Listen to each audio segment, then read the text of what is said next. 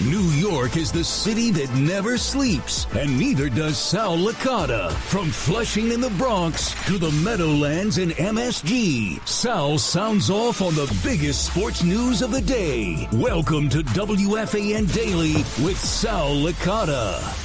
Well, special edition of WFAN Daily. Breaking news. The New York Mets and Pete Alonso are in agreement on a 2-year contract. Reading Andy Martino, I believe, had it first year of SNY, 1 year. The first year, $30 million, and the second year, $24 million, but of course, a player option, so Pete can opt out.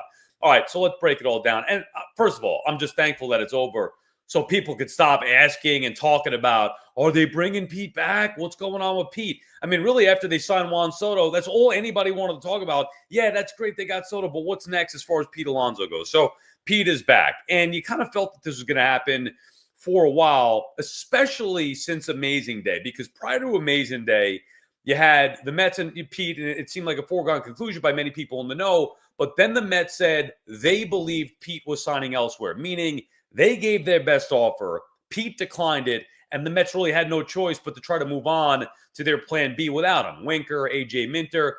But then once Amazing Day happened and Cohen and Stearns were booed by the Met fans, I think that played a part in this. That's not me reporting anything. I just have a gut feel.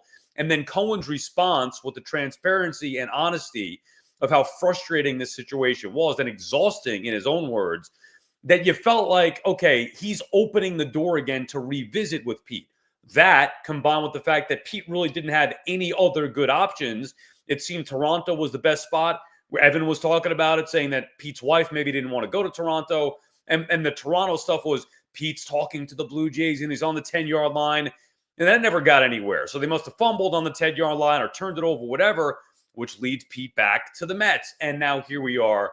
And finally, it's over. And my biggest issue with this, now, if you go back 2 months ago, I wanted Pete back because I felt like, okay, well, all the other good options to be that secondary bat along with Juan Soto are off the board. I wanted Willy Adames. He was gone. I think you could have made a case for Christian Walker, although I would have preferred Pete than Christian Walker because he's done it in New York. But point is, there were a lot of other options that were taken off the board. All the first basemen, Goldschmidt to the Yanks, the run on the first baseman, they were all gone, really leaving. And I didn't love Bregman as that bat. I think he's a better baseball player than Pete Alonso. Actually, I know he's a better baseball player than Pete Alonso, but he doesn't have the power that Pete does, which is what the Mets really needed in that lineup. So you wanted Pete back, but I wanted them under the circumstance that Pete was going to be happy and comfortable and coming back, with open arms, both sides wanting each other.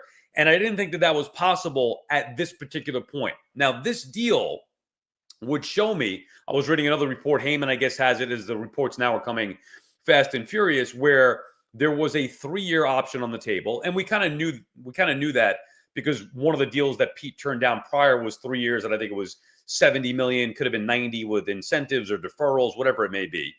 Pete had that option, chose to go just off of the 2 years, which could just be a 1-year, $30 million deal, which is a higher AAV. So Pete is going to be paid. I don't even know where it ranks. We got to check that out.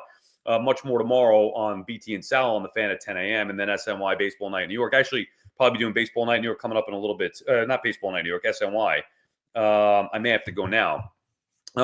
Anyway, point is 1 year, $30 million for Pete. So he gets the high AAV and he bets on himself. He can now, again, do what he did last year, but this time actually pay it off and have a big year and hope then to opt out and make more money, whether it be with the Mets or with others. So for Alonso, betting on himself again, I don't love that idea because I saw him fail with it last year, but at least this time he knows, all right, I'm getting the $30 million this year, and now I got to go out there, and he's motivated to have a big year, plus Soto in the lineup. Mets lineup now, you can't question how long it is. You just hope that Pete's happy. You hope the Mets are happy, and you hope that you get the best of Pete. And look at that lineup now with Alonso in it and Soto. It's a lot deeper than you could have imagined. Maybe I'll have a part 2 to this. I got to go because I'm going to do some breaking news on SNY right now. Talk to you later. That does it for this quick edition of WFAN Daily. Hoff, hang up. I got to go. Maybe we'll have part 2 coming up in just a little bit. If not, we'll catch you tomorrow on the Fan at 10 a.m. Bye.